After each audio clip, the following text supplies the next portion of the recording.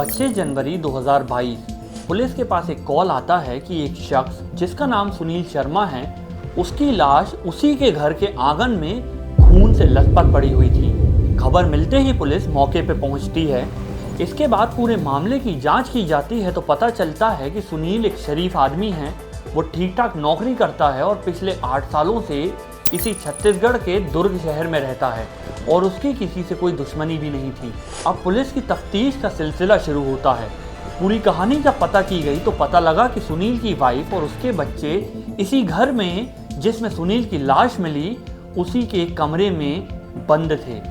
कुंडी को बाहर से लगा दिया गया था। इसके बाद इन्होंने काफ़ी देर तक दरवाज़ा खटखटाया, आसपास के लोगों को फ़ोन लगाया और जैसे ही पड़ोसी घर के आंगन में पहुंचे तो उनकी चीखें निकल गईं, क्योंकि उस आंगन में पड़ी थी सुनील शर्मा की खून से लथपथ लाश, जिसके ऊपर कई बार चाकू से और सरिये से हमला किया गया था।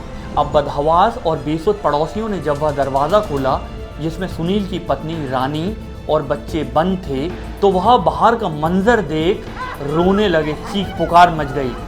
पुलिस अपनी जिम्मेदारियों के अंतर्गत रानी और बच्चों से बातचीत करती है और रानी बताती है कि रात का वक्त था, हमें कुछ मालूम नहीं, हम कमरे के अंदर थे। बाहर से अचानक कुंडी बंद हो गई, पूरे घर की लाइट चली गई और करीब 35 मिनट बाद जब पड़ोसी घर के अंदर आए और हमारे कमरे की कुंडी खोली तो हमारी ज़िंदगी बर्बाद हो चुकी थी। अब पुलिस ने जब घर की छानबीन की तो उन्हें समझ आ गया कि ये उसी कातिल का काम है, जिसने पत्नी और बच्चों को एक कमरे में बंद कर दिया और उसके बाद सुनील की बेरहमी से हत्या कर वहां से फरार हो गया। अब इधर पुलिस ने सुनील की लाश को पोस्टमार्टम के लिए भेजा, सारे एविडेंस इकट्ठे किए और पता करना शुरू किया कि सुनील शर्मा की किसी से कोई दुश्मनी तो नहीं, मगर इन सब चीज़ों के बावजूद कोई सुराग नहीं मिला। आसपास के सीसीटीवी फुटेज को खंगाला गया।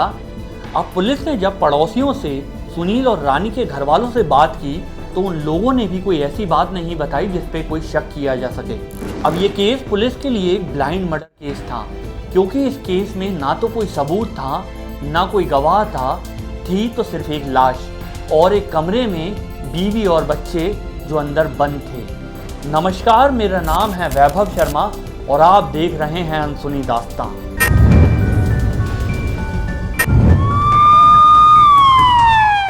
अभी सुनील की मौत को 24 घंटे भी नहीं बीते थे और दूसरी तरफ पुलिस की जांच पड़ताल और तफ्तीश चलती रही और इत्तेफाक से पुलिस को इस तफ्तीश के दौरान नए किरदार के बारे में पता चला।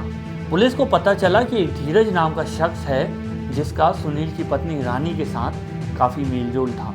अब पुलिस ने दबे पांव धीरज और रानी के बारे में पड़ोसियों से और आसपास के लोगों से पता करना शुरू किया तो मालूम चला कि रानी और धीरज के बीच करीबी रिश्ता था और उन्हें लगा कि रानी ने धीरज के साथ मिलकर अपने पति सुनील का कत्ल किया है। शायद ऐसा हो कि सुनील को इन दोनों के रिश्ते के बारे में पता चल गया और इसके बाद दोनों ने मिलकर सुनील को मार डाला और पुलिस को कहीं ना कहीं लगा कि उन्होंने ये केस सुलझा लिया है। अब इसी तथ्य के आधार पर पुलिस की एक टीम पहुंचती है धीरज के घर, लेकिन धीरज के घर जाते ही पुलिस को जो जानकारी मिली उसने पुलिस की सारी छानबीन और तफ्तीश को मिट्टी में मिलाकर रख दिया, क्योंकि उन्हें वहां जाके पता लगा कि धीरज तो 2 दिन से कोरोना पॉजिटिव है और उसे सांस लेने में दिक्कत थी। इसी के चलते वो सरकारी अस्पताल में भर्ती है और जब अस्पताल में ये क्रॉस वेरीफाई किया गया तो ये बात बिल्कुल सच निकली। और दूसरा ये भी था कि धीरज की हालत इतनी खराब थी कि उससे पूछताछ भी नहीं की जा सकती थी। अब पुलिस के दोनों हाथ खाली थे, पुलिस बेचैन थी और उन्हें बात करनी थी धीरज से, मगर पुलिस अपनी तफ्तीश दूसरे हाथ पे जारी रखती है। खैर, कुछ दिन बाद जब धीरज का फिर से कोरोना टेस्ट किया गया तो भगवान के करम से उसका रिजल्ट नेगेटिव आया, मगर उसे क्या मालूम था कि आसमान से गिरे और खजूर में लटके, क्योंकि पुलिस बाहर उसका इंतज़ार कर रही थी। अब जैसे ही धीरज बाहर आया तो पुलिस ने उसके साथ सख्ती की और उसके साथ एक खेल खेला।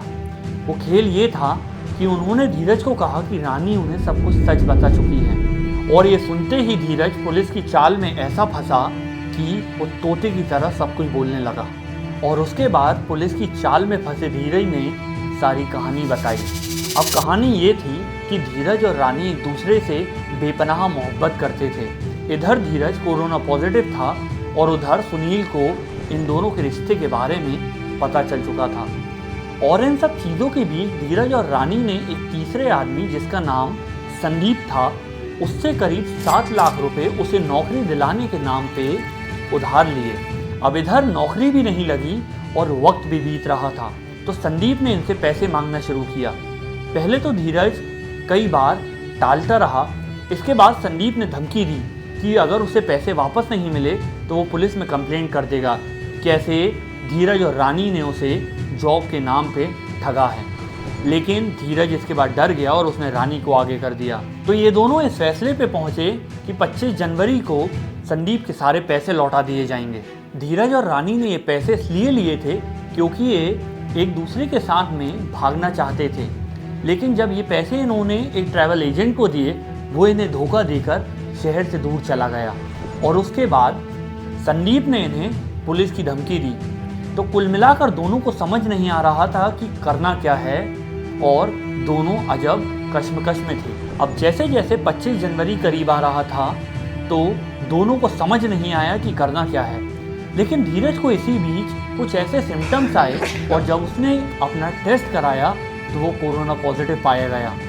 मगर जानने वाली बात ये थी कि धीरज ने अपना पहला टेस्ट 23 जनवरी को कराया था और इसके बाद धीरज और रानी ने ये तय किया कि क्यों ना एक तीर से 2 शिकार किए जाएं। और ये इस फैसले पे पहुंचे कि ये मिलकर सुनील को रास्ते से हटा देंगे और सुनील का कत्ल करने के लिए रानी ने भी धीरज की मदद की। और फिर धीरज रानी को कमरे में बंद कर वहाँ से सीधा पहुँचता है सरकारी अस्पताल और कोरोना का टेस्ट कराता है। और उसके बाद जैसे ही उसका टेस्ट पॉजिटिव आया तो वो सरकारी अस्पताल में दाखिल हो जाता है, ये कहते हुए कि उसे सांस लेने में बहुत ज़्यादा दिक्कत है। और इन सब चीज़ों के बाद जब अगले दिन पूरे शहर में ये कहानी खुली तो धीरज और रानी को लगा कि उनका ये प्लान एकदम से सक्सेसफुल हो चुका था। और जब धीरज ये कहानी सुना रहा था तो रानी को इसके बारे में कुछ मालूम ही नहीं था और इसके बाद पुलिस रानी को उसके घर से गिरफ्तार करती है। रानी और धीरज सलाखों के पीछे हैं, मगर सवाल ये है कि उनके बच्चों का क्या, जिन्होंने रानी और धीरज के नाजायज संबंध से चलते अपने पिता को खो दिया और उनके सर से माँ का साया भी उड़ गया। तो ये थी आज की कहानी। आप सभी लोग अपना और अपने परिवार वालों का ख्याल रखें। और इसी के साथ आपसे विदा लेना चाहता हूँ। आप लोग देख रहे थे अनसुनी दास्तां। नमस्कार और जय हिंद।